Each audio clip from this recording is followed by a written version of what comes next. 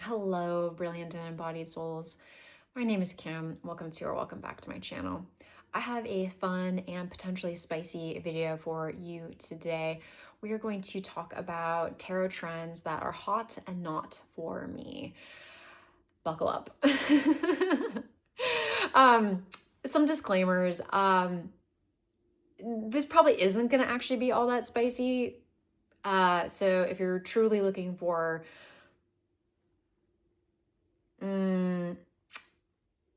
the tea to really be brought, this probably isn't truly the video for you. uh it's really important for me to be understanding, respectful, um look at why people feel the way that they do about certain kinds of trends within tarot and otherwise. It's just in my nature. I just really try to make myself incredibly expansive. And yet, right, I'm a person. I have my preferences, and that's a lot of what making videos about tarot is about, right? Sharing our preferences, like why certain decks call to us, why others don't, etc. And that is very, very valuable because we don't all have to agree. That's not the point. The point is not to all be on the same page about everything. That would be very boring, wouldn't it? However, I do want all of us to be constructively critical when the time is called for. And so some of the trends that are not resonating for me, I hope to be constructively critical while maintaining the utmost respect for people who might feel differently than I do. And if you do feel differently, please let me know in the comments. Do so in a way that is constructive, and I define constructive as in, we're not making this about a personal attack. We're making this about sharing potential different ways to see a trend in this case. Constructive feedback and criticism is also about helping somebody understand context, right? We don't always know the full context of a given situation. So I feel like constructive criticism and feedback do those two things and probably more. So let's get on with this video. Disclaimers have been presented. This video was inspired by Simply Han. They put out a similar video earlier this year, and I thought, why not make my own version? So I do want to give out a shout out to Simply Han. I love their channel. Okay, we're gonna start with the trends that are hot, the ones that I'm really digging, and then we're going to move to the trends that are not. Some of the things that are happening in the wider tarot community that really just aren't for me, and I will share why. Number one, hot. Reclaiming divination, which may surprise some of you because some of you may know I'm a somatic psychotherapist. So I, of course, would approach the tarot as a psychological tool. And I do. Tarot is most definitely a mirror. It is a projection machine. It allows us to lay out the cards and see ourselves and see how we are maybe approaching a situation via the symbols that are laid out in front of us. Sometimes those projections are very clear, other times they're not, right? We've all had those card pulls where we see the symbols, we see the configuration of the cards and like are scratching our heads. That's an instance where, right, maybe there are like some really subconscious things going on that we aren't quite in a place to see and truly understand. So I honor everything about the tarot being a psychological tool, a mirror for our inner world. 100%. And I also feel that tarot can give us a window into what could happen. It can show us different scenarios, and there is the opportunity for information that is beyond us to arrive on the table via the cards. I also feel like that is true. I don't see these things as mutually exclusive. To me, it's about intentionality, about being very clear. Am I sitting down to do a psychological reading, or am I sitting down to understand a potential outcome and orienting myself to the purpose, formulating a really concise question if I am going the divinatory route, and making sure that I've cleared the way to receive that kind of answer. Often when I do lay the cards down for a divinatory reading, they do kind of actually like first function psychologically. So like I'll actually do a lot of pulls, right, to clear the psychological material that resides within me to create the room for a divinatory reading to take place. I feel like there are more resources out there as of late that help us see the tarot in this way. I think initially the tarot, like it does go through like kind of a back and forth, right? Tarot is divination, tarot is psychological tool. There's been a pretty big focus on tarot as psychological tool, the last while, really. So when I saw this book, The Psychic Tarot by Matt Oren, I had to purchase it, right? Because I do feel like there's a resurgence of welcoming in tarot's ability to tap into information that is beyond our psychological parameters.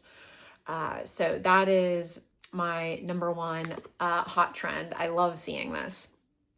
And I love hearing, people write about it, or like hearing people make videos about it, podcasts, writing books, everything. I'm here for it. And I actually love sitting in the tension between that psychological view that a lot of people like to take and the psychic view, and sitting in the middle of it, as it were.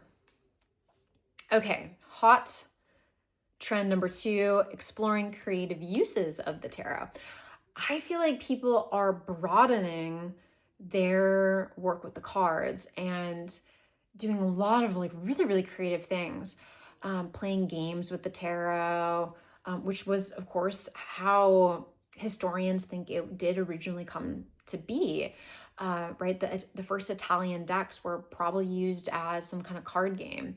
So, that resurgence of playing with tarot, incorporating other types of practices with tarot, like using tarot to support creativity and writing and art making, using tarot to deepen our connection with our bodies, which is a big part of my use of the tarot.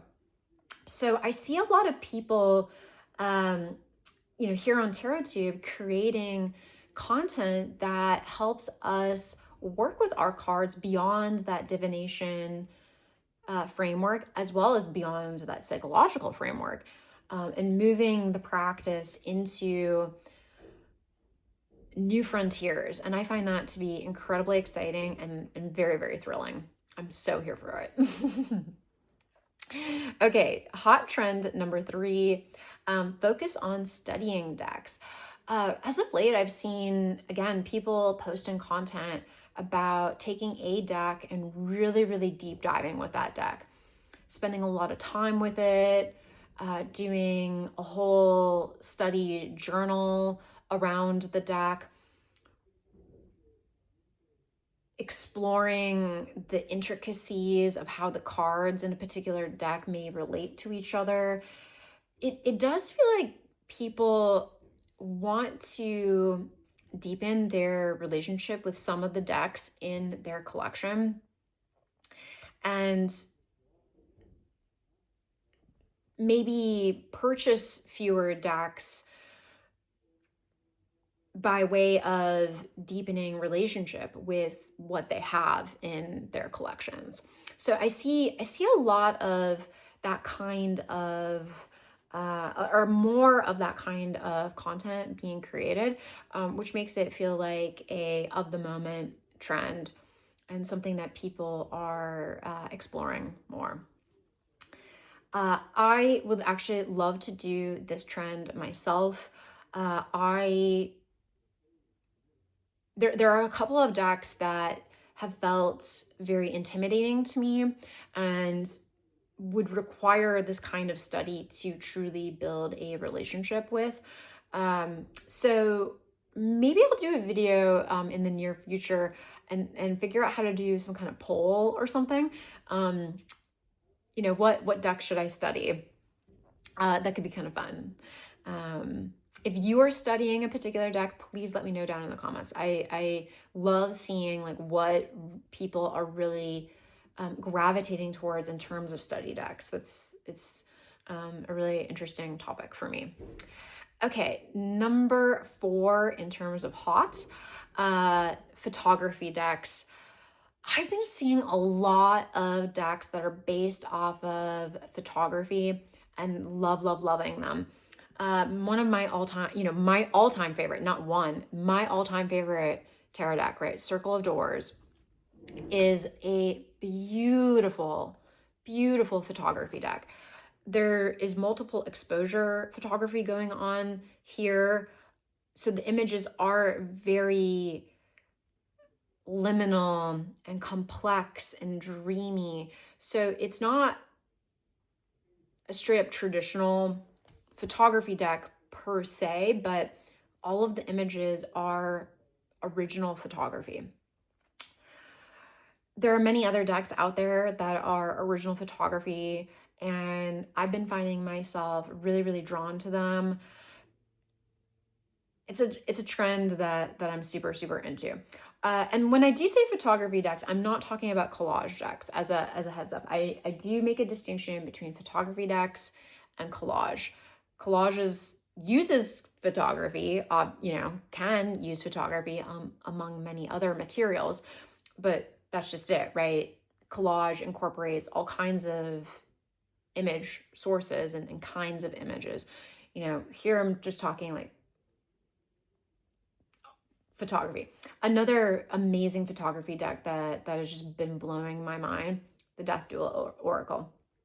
Not a new oracle by any means. It's been out for a couple of years, but I recently purchased the deck and have just been loving the depths that deck is bringing me into right now.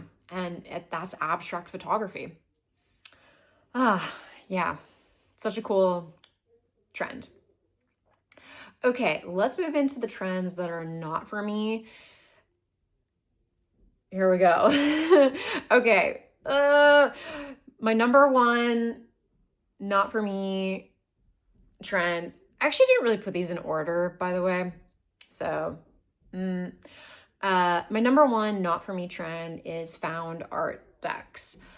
They seem to be incredibly popular right now. Like everybody is making them, everybody is purchasing them. I have a few found art decks in my collection. I may purchase another one, ? But in general, found art decks are not for me. Number 1 reason, the art feels shoehorned into the tarot structure. And sometimes that has a creative and expansive result, but other times it just doesn't work and can really take me out of working with the tarot when the image wasn't intended for that particular use. Number two, that reoccurring image thing, right? When you see the same painting but used for different cards within the tarot structure, that kind of starts to like get wonky in my brain.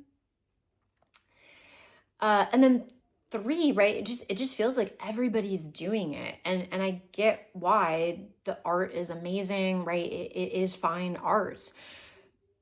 So the images in and of themselves are glorious. So, right, like why not create a deck using those images? Like I get why people would be inclined to do that. However, it feels like it's everywhere right now, and there's so many of them. And I guess why this trend is not for me specifically, and this is like a me thing, beyond all the other things that I just mentioned, I feel very overwhelmed. I'm like, how would I even choose one? Like, well, you'd have to like really sit down with walkthroughs, or if I was like, oh, okay, I want a found art deck, which one to get? Let me make a list of all the ones out there. Let me watch all the walkthroughs. Let me see like which one resonates the most, right? And yeah, maybe I'd be able to pick based off of a felt sense, but I start to feel very overwhelmed. So that's kind of why this trend is not for me, at this particular moment. And who knows, like I said, I may buy a found art deck and eat my words. I get to do that. I can change my mind. And I probably will, if I'm being honest. Let's move on to number two.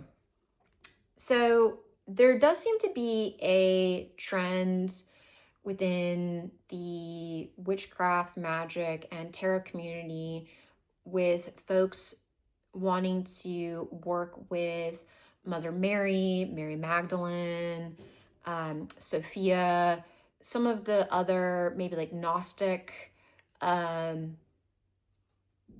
like Christian adjacent pantheons and that kind of thing. And again, I understand why people are drawn to that. I myself was somewhat drawn to that at the end of last year and the beginning of this year, as a recovering Catholic, as somebody who wouldn't mind being excommunicated. I've got some issues to work through with regards to Christianity, Catholicism. Yeah. And I realize that those are my, those feelings, those experiences, they belong to me. It is on me to consider how I'm holding all of that and how that might impact, what I say here as an example. So I want to be mindful. I really dislike when people proselytize. I really dislike when people try to convince me to believe something or not, to practice this or practice that. Like, no thanks. No thanks. So I do not intend to tell anybody, oh, don't work with decks that, center the Magdalene as an example. Like, I don't care. Like that's obviously a personal choice. And again, like I was starting to dip my toe into those types of decks earlier. I get why somebody would do that. But what I have discovered for myself, and I am strictly speaking for myself here, is the depths of the harm that the Christian church has done to me and others. I work with like a lot of queer folks in my psychotherapy practice. The harm that has been done, because of the way people have interpreted the words of Christ, I can't reconcile it. I just cannot reconcile it. And, I even read the Gospel of Mary kind of like when I was starting to dip my toe back in that. And there's two things that became very clear to me in reading that text. Number one, it's incomplete. So, that makes it a little hard to fully grasp maybe what her teachings were about because we don't have the full text. And I guess if I'm going to, base a big part of my spiritual practice off of a text, I would want a big part of, I would want the majority, like we just don't know. So I don't know, that leaves me in some kind of like weird limbo place that I can't quite get past. Then the other thing about the text is, and it could be like the translation that I was reading, but again, like it does still seem like it's perpetuating a lot of the things that I just don't agree with when it comes to Christianity, mainly dualism.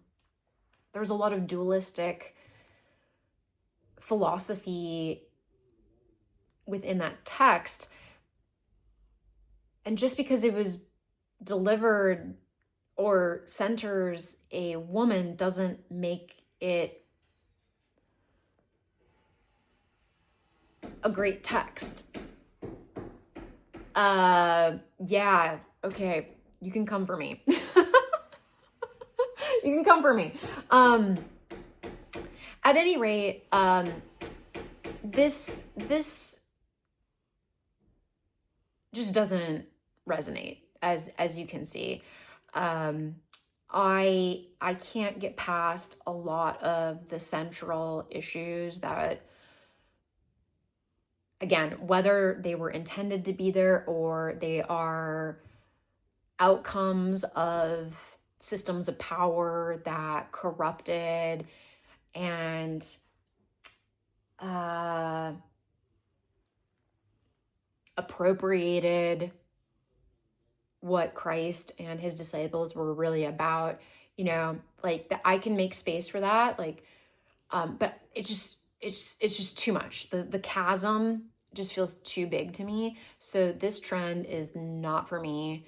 I did end up with like just a few decks that offer this kind of energy. I most likely will rehome them, and I don't plan to purchase any more decks that fall into this kind of category. Okay. Number 3 is a doozy and super complicated AI decks. Yeah, they're not for me.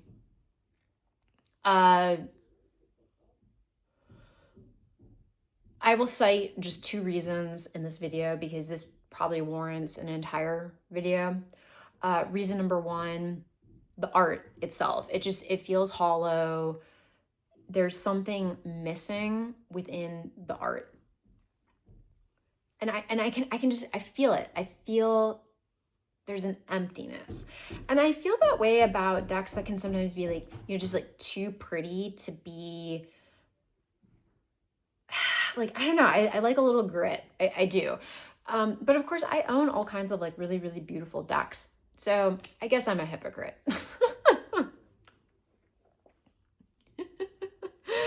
There's maybe just a time and a place for like those exquisitely beautiful, amazingly polished decks. Okay. But at any rate, the AI art just seems to lack something.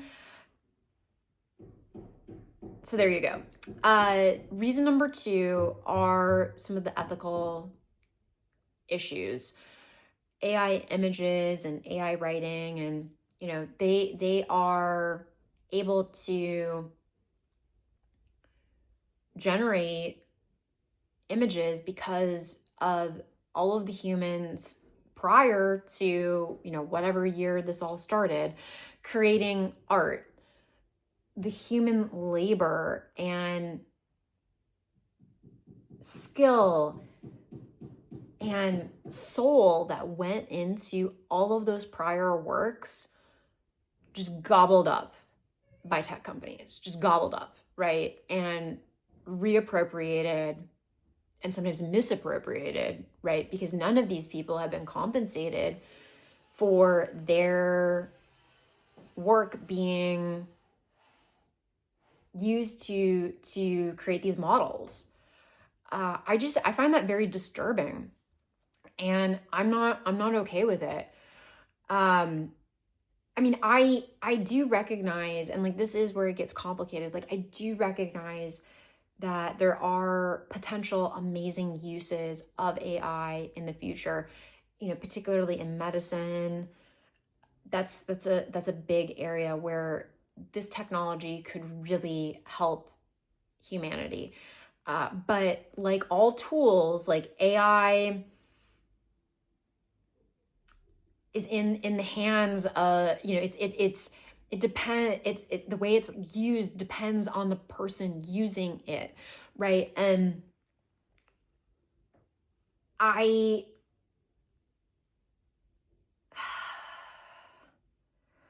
want to have a lot of faith in humanity.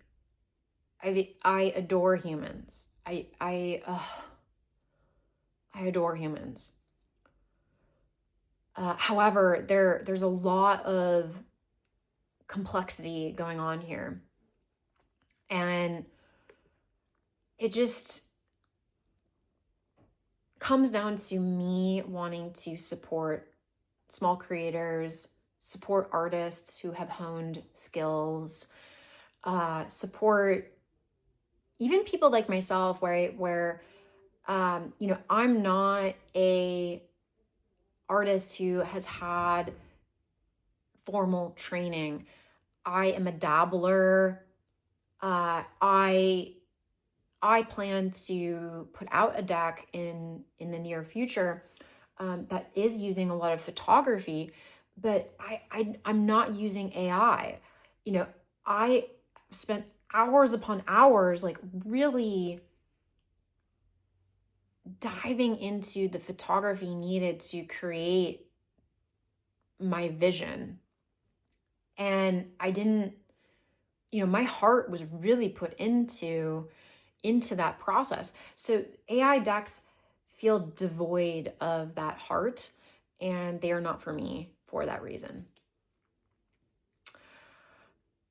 Okay, the final trend on my not list is conversations around consumption of tarot decks.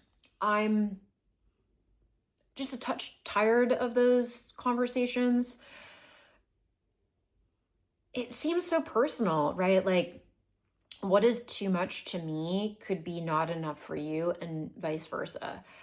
It seems so personal, and I just have to disagree with people around suggesting that this is capitalistic or consumerist, because nobody tells people who buy a bunch of books or buys a lot of art that they're consumers.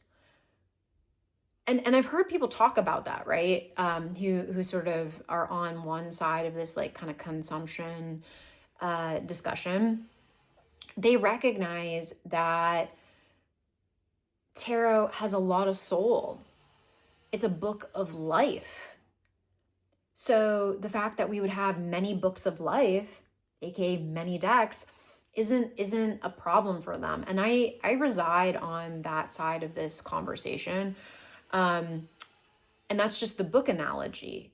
What about the art analogy, right? Art is intended to be viewed, to be experienced, to be enjoyed and savored. My deck collection is my art collection. I don't have gazillions of dollars to have an art collection. So I go to the next best thing, and that's tarot and oracle decks. they are my mini art collection. And I just find it very odd that somebody would be like, well, you're a consumer of art. Well, okay. Yeah, yes, I am. Yay. I love art. Art makes life better. Art is one of the reasons why I feel I want to be alive, you know? So I guess I just tire of this debate that continues to go on, and it like really comes and goes in terms of a trend. People having a lot of those conversations periodically, and I guess I tend to not gravitate towards those conversations, even though you and I kind of just had that conversation. Oops. Okay, that does it for my video today. I would love to hear the tarot trends that that you find hot, that you are here for at this moment in time, and also the ones that you're not about. Either way, drop me a comment, and thank you so much for being here. I am sending you all kinds of love, and I will see you in the next video. Take care till then. Bye.